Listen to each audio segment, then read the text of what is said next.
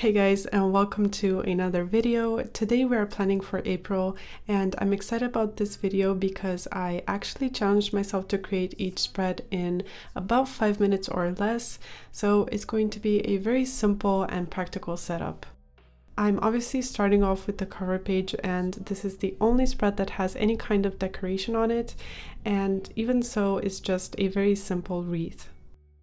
When I was planning for the setup and thinking about how to do the layouts, I caught myself thinking like, oh, I'm gonna have this blank space here and it's not gonna look right. I have to add something there, but I really want to break out of that cycle. So I told myself, you know what, I'm going to do something for the cover page and that's it. And let's see if I can do each spread in like 5 to 10 minutes. Obviously, it takes me hours and hours to film because I change camera angles like 1,000 times, but if I wasn't filming, I could do this whole setup in less than half an hour. I had some stickers left over from my previous video, so I thought I might as well use one under the wreath, and it's a perfect quote to start April on the right foot.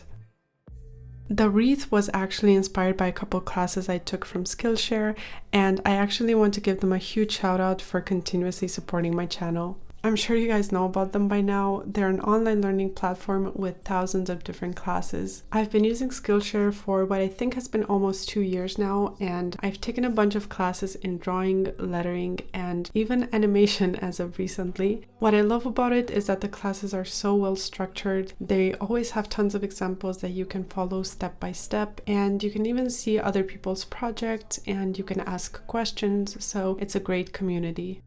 I've also learned how to edit my videos through their classes, and as someone who is completely self-taught in what I'm doing right now, their platform has just been a huge resource in my journey. So if you want to try it out, there is a 2-month free trial in the description, so you can take as many classes as you want, and it's limited to the first 500 people, so make sure you check it out. Alright, so now back to our setup. I wanted to show you guys that I actually use 2 different grid sizes to do my layouts, and this way I have more flexibility to split the page in as many columns as I need to. That's another reason why I love having a blank page notebook, because I'm not limited to the standard grid. I mean, not that it was a huge issue before, but it's just a nice little perk. I did change it up a little bit from my previous setups. If you remember, I used to do a very small calendar on one page and then a master to-do list on the other. I did this all throughout last year and I loved it because I actually don't need that much space in my calendar, since I only write down like the main events and appointments and stuff like that, so that was perfect for me. But the Moleskine that I'm currently using has pages that are a bit more narrow, so I did the weekdays on one page and then the weekends on the other. I used the same letter stems that I showed you guys in my recent video, but once again, I just want to say that you don't have to have any special supplies. You can just use your own handwriting. Now, obviously, I didn't have enough space left for a master to-do list anymore, so I just decided to do a section for important tasks instead. And I think this is even better, honestly, because that way I can see them more clearly and I can focus on what is urgent. I mentioned in my last video that I hadn't used my bullet journal the past few months, and so coming back to it now, I had to kind of refer back to my previous setups and start from there. So I wasn't too concerned about making the layouts perfect right now, because even though I already know there are some things that I want to change in the future, I just have to start somewhere and figure out what I want to adjust. One thing I have realized about the habit tracker though is that it started to become more and more neglected, because it just wasn't motivating anymore, especially because I was tracking more habits than I had to.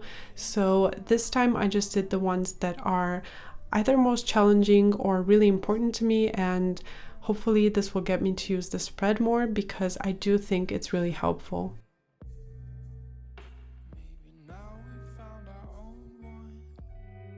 The following page is a master to-do list, which is basically a brain dump for all tasks that come to mind, and then from there I can either schedule them in my monthly or weekly spreads or just cross them off in here. and I have them split up into business and personal just to keep it a little bit more organized. I honestly should have done the master list before the habits because that would make more sense to me, but it really doesn't matter now. Moving on to a spread that I'm most excited to use this month, which is for health and fitness. I have been wanting to make one of these since last month, I think, but because I hadn't set up my bullet journal yet, I was trying to do it on my phone and it was just a mess, so I'm glad I'm finally doing it. It's just a really simple layout. I just drew a big calendar and I use this to log my meals and my workouts.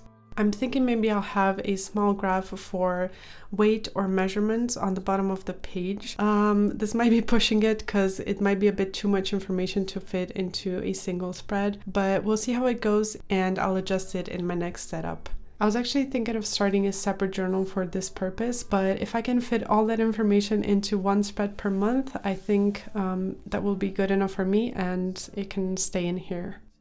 The next spread is for expenses, and this has been one of the most neglected spreads in the past, so I knew I had to come up with something different, so I thought of just making a very simple graph like the one I did in my yearly budget spread. And I know for sure I'm actually going to use this one because, well, for some reason I just love making graphs, but it's also only going to take me like 5 minutes to fill in the different sections at the end of the month. So this is what it should kind of look like, and I think this is much more useful than just having a list of expenses because you can actually see everything at a glance. This one's a really exciting spread for me because by the time you're watching this, I will be on a trip to Iceland, which I've wanted to visit for a very long time. So I made a packing list because we have very limited luggage space and I just wanted to make sure I get a chance to really think about everything we need to bring as well as what I need to do before we leave. I've also had these travel stamps from Amazon for like months now and I had never used them, so I thought this was the perfect occasion to add a little something to the spread.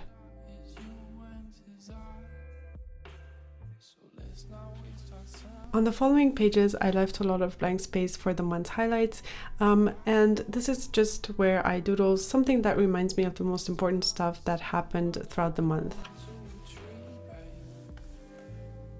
Alright, and then the final page of the setup is going to be pretty empty for now. This is going to be for my weekly/daily setups, and I use running lists, which is where you set up each day as it comes, and this way you have exactly as much space as you need for each day, and you can also skip over some days, so it's really flexible and it's something that's worked the best for me so far. Alright, so that brings us to the end of this setup, and here is the final flip through. I really hope you guys enjoyed this setup, even though it was so minimal. I will make sure to link everything that I used in the description, and while you're down there, don't forget to check out the link for Skillshare as well. I hope you have a wonderful month ahead, and I can't wait to see you in my next video. Bye guys! I'm ready to explore in this magical bliss that is you and desire. So let's not waste our time, babe. If I love you